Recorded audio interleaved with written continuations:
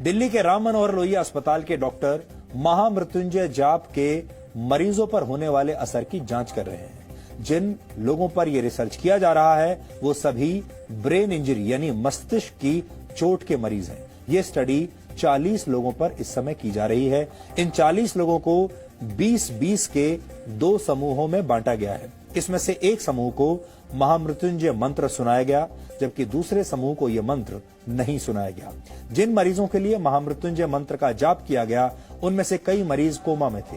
हालांकि इस रिसर्च का तरीका थोड़ा अलग है, क्योंकि मंत्र पढ़ने का काम अस्पताल में नहीं बल्कि अस्पताल से 13 किलोमीटर दूर संस्कृत विद्यापीठ में किया जा रहा है। इसे समझाने के लिए हम आपको अस्पताल की कुछ तस्वीरें आज दिखाएंगे। ये उन मरीजों की तस्वीरें हैं जिन पर राम मनोहर लोहिया अस्पताल में रिसर्च की जा रही है। सही तरीके से मंत्रों का पाठ करने के लिए इस अस्पताल के डॉक्टरों ने दिल्ली के संस्कृत विद्यापीठ से संपर्क किया। इसके बाद वहां के पंडितों ने मरीजों को उनके परिवार वालों की मौजूदगी में महामृत्युंजय मंत्र का संकल्प करवाया।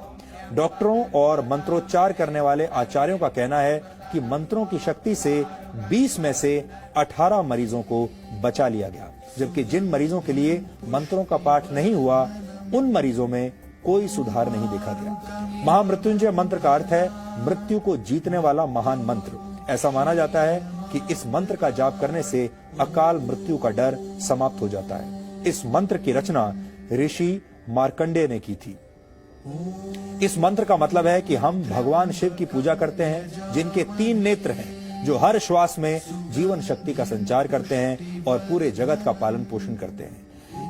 इसे त्र्यंबकम मंत्र, रुद्र मंत्र और मृत संजीवनी मंत्र भी कहा जाता है। ऋग्वेद के 7वें अध्याय, यजुर्वेद के 3रे अध्याय और अथर्ववेद के 14वें छंद में इस मंत्र के बारे में बताया गया है। ऋषियों ने महामृत्युंजय मंत्र को वेदों का हृदय भी कहा है। कुछ समय पहले एम्स ने भी गायत्री मंत्र के वैज्ञानिक महत्व को मरीजों के एमआरआई टेस्ट में हुए बदलावों से साबित किया था, लेकिन इन दोनों रिसर्च में काफी फर्क है।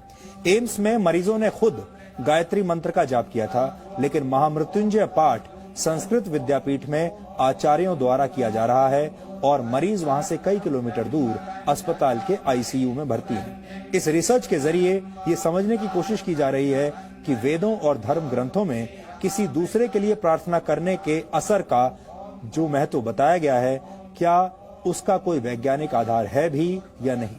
भारत सरकार की सबसे बड़ी मेडिकल रिसर्च संस्था Indian council for medical research ने इस स्टडी को फंड किया है।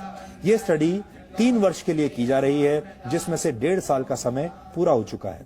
यानी आप कह सकते हैं कि आस्था और विज्ञान के इस अनोखे मेल के फाइनल नतीजे आने में अभी 1.5 साल का वक्त और लगेगा।